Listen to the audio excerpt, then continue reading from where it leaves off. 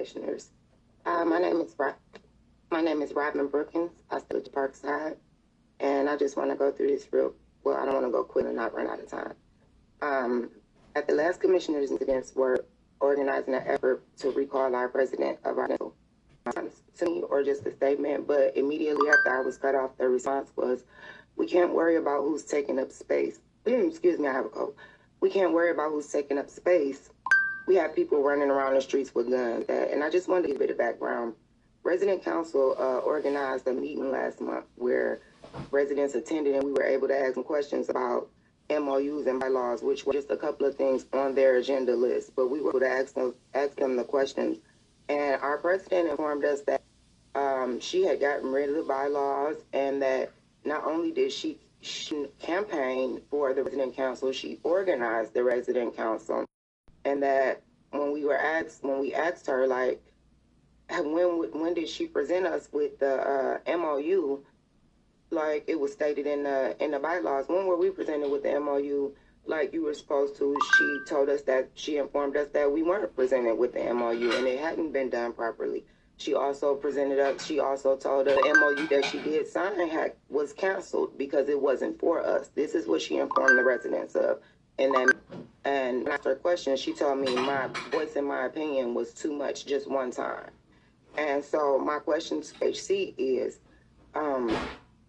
if we have the accurate amount of residents on board for a recall, and we have a president that's telling us only you guys know if the MOU was canceled or not, and if we're getting inaccurate information, we can't trust our leadership. I'm finding it hard to keep hearing you guys say you fully support the resident council, because if 7 people voted out of 125 households, but we have 10% of the residents out of 125 households that are willing to have a recall for our president, that should tell you clearly that the resident council isn't speaking for the residents. They're speaking for someone else, but not us. They're not even listening to what we want. And it's alarming to hear you guys say, yeah, you're going to ignore what people have to say when we say this.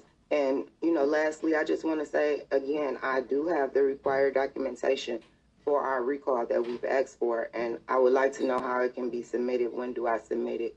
And I would like it to be honored, like it says in our bylaws, in the next 30 days. Thank you. And lastly, with my last 10 seconds, I have seen a decline in the traffic outside and the violence, and I appreciate that, and thank you. And I wanted to just say that.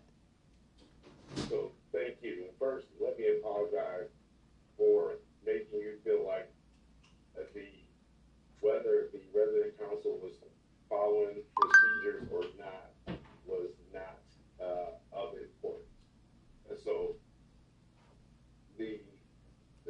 certainly we want to understand every documentation and process associated with, particularly if they are performing in line with the bylaws, if there are complaints and those matters, and look forward to any documentation that you guys have, comments, and the like.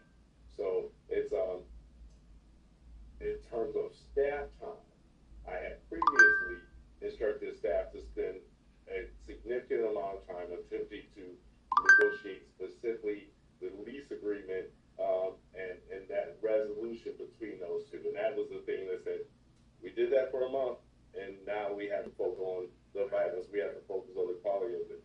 And so, but we always look forward to hearing about any problems associated with the way that the resident council is performing or any of those things. And we will make sure you have understand who to submit it to. And so it wasn't that whether or not they are following their procedures properly is not important. I did want to portion to the amount of all the other problems on that site, but specifically the disagreement or giving one side or the other complete control of the community space, knowing that they're what looked like their goal was to then push the other out. That's what we were no longer going to spend significant time on. But if you have information, so where would anything go? So that would go to you, Miss Denise? Yeah. We'll go to Denise. So Thanks. And thanks for calling in. Here's our understanding of the current state of affairs. So we were asked by members of the community to have an election according to the rules that HUD lays out for us. We conducted that election in January, and a board was impaneled.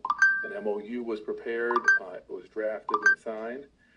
About 30 days ago, we received a letter from the commission, or rather from the resident council, saying they were concerned about aspects of the MOU and they wanted to meet with us to talk about it. That meeting hasn't happened yet. I'm not saying anything about what she said to you, but we do understand her concerns about the MOU, and we're hoping to. I think we have a meeting scheduled with her next week. You should bring your petition to our resident services leader, Denise, and it'll be treated the way that it's supposed to be treated. I think that's what we shared last time, and if it isn't, then please feel free to speak with Denise. I did receive the email, so I'll read this next. Okay. Well, thank you very much. And we always look forward to residents being active in the oversight of their resident boards and letting us know when there is our citizens. So thank you very much. Do you have any other questions?